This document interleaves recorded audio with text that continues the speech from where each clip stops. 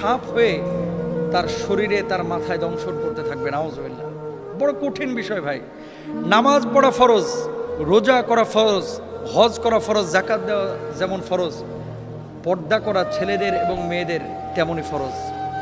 মনে রাখবেন, আল্লাহ তাআলা বলেছেন ওয়ালিয়াদরিবনা বিখুমরিহিন্না আলা জুয়ুবিহিন, মেয়েরা এমন একটা পোশাক মাথা থেকে পা পর্যন্ত ঝুলিয়ে দিবে যাতে করে তার শারীরিক আকার আকৃতি অবয়ব বোঝা না যায়।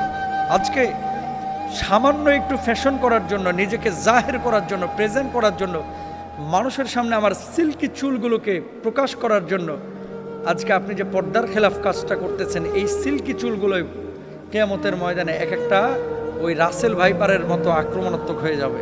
এই চুলগুলো আপনাকে মাথার উপরে দংশন করবে। কেন আমরা বুঝি না?